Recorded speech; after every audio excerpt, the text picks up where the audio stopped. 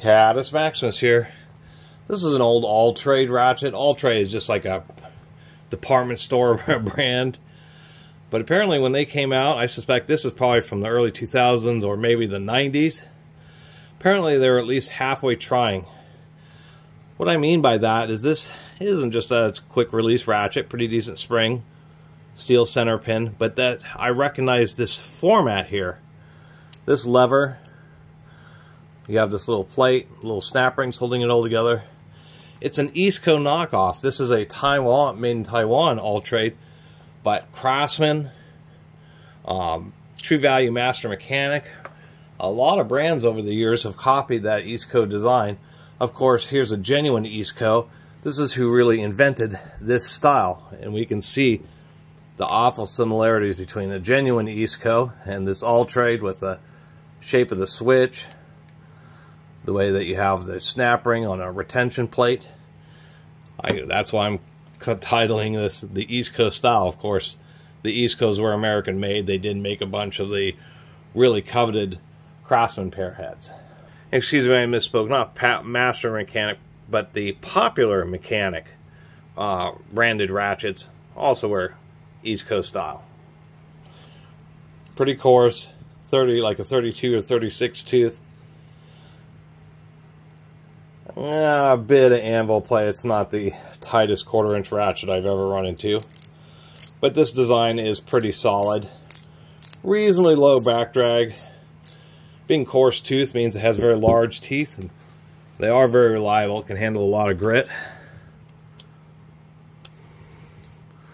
See if I can't get this out of here. These little clips are always kind of a bear to get out of here. Get some little needle out. There we go. Do that. Get this little washer. This certainly could be lubed. Now it uses kind of like a Williams rocking pawl design.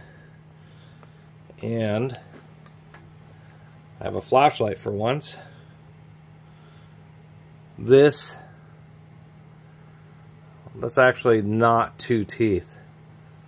The Eascos and the Popular Mechanics are double tooth.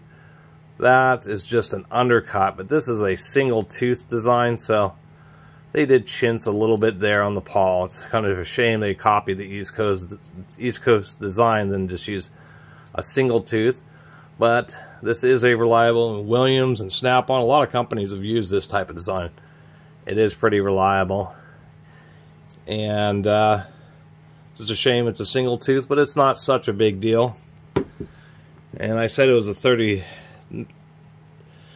tooth. I don't think so. You can see this. This is like a 32 tooth. These are some mighty coarse teeth for a 1/4 inch ratchet. And that's probably why they're getting away with this single tooth, because it's just so unbelievably coarse. And you can see why it's reliable. There's just a huge cross section, really deep teeth, really easy for that pawl. They could just get a deep grab on the unit. Well, the anvil actually tightened right up on this. It turns out that it was not quite clipped in all the way. So surprisingly enough, tapping around on this ring to really make sure it's seated properly, actually the anvil is just super tight now. It's kind of crazy. A little bit of lube and this thing works great.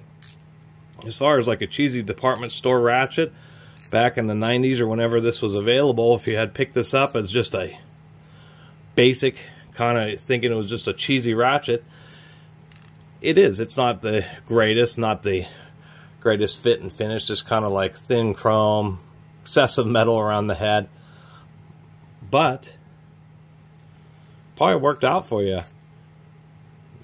Really coarse teeth, but just really good engagement. Probably pretty strong. I'm sure it is as strong as this quick release 3-hole anvil can take, and pretty easy to use reverse switch, and probably ended up being pretty reliable. And as far as cheesy kind of no-name ratchets like Alltrade, this one's actually is, you know, I'll put this in my drawer and keep this as part of the collection, because I'll use it in future videos comparing various, probably make a video comparing various Easco type ratchet designs. Not the quote-unquote, I would say, batwing pawl designs, but the ones that you just use this extra ring that's retained by a snap ring. Anyway, just wanted to make a little video documenting this, and so if you see one of these Alltrades, you know, showing up in garage sales or junk stores, they're probably going to be a couple bucks. I only paid $1 for this one. If you recognize this and it seems to operate, it might be worth picking up as a junkyard ratchet, to tell you the truth. Anyway, appreciate you all watching. See you next time.